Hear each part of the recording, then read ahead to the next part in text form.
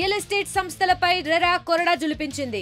కొనుగోలుదారులకు చెప్పిన సమయానికి ప్లాట్లు అప్పగించకపోవడంపై ఆగ్రహం వ్యక్తం చేసింది.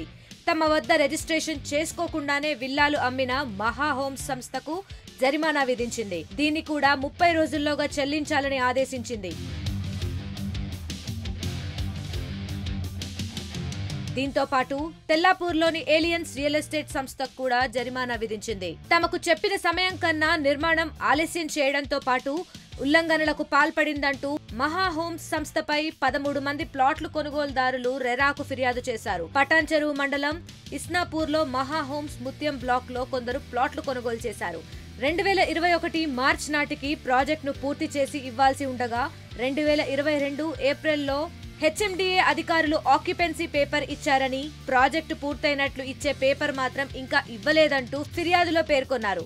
అనుమతి పొందిన ప్లాట్లకు నిర్మాణానికి మధ్య తేడా ఉందన్నారు. మంచినీటి కనెక్షన్లు నిర్మాణంలో భాగమే అని చెప్పి ఆ తరువాత అదనంగా 45,000 రూపాయల చొప్పున తీసుకున్నారని తెలిపారు.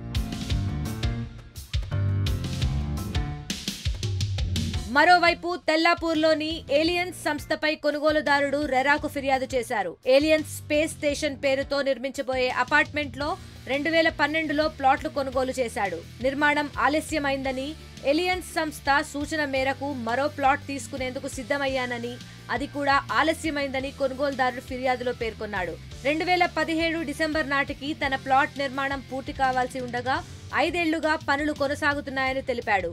దీంతో ఏలియన్స్ స్పేస్ స్టేషన్ సంస్థపై రెరా యాక్షన్ తీసుకుంది. ప్లాట్ ను అప్పగించాల్సిన రోజు 2017 డిసెంబర్ నుంచి ఆదేశాలు వెలువడిన రోజు వరకు మధ్యలో కోవిడ్ కాలాన్ని మినహాయించి ఫిర్యాదుదారుడు చెల్లించిన సొమ్ముపై 10.95% వార్షిక వడ్డీని 45 రోజుల వ్యవధిలో చెల్లించాలని తీర్పునిచ్చింది. ఆక్యుపెన్సీ పేపర్ ఇచ్చే వరకు ఈ వడ్డీ కొనసాగుతుందని వెల్లడించింది.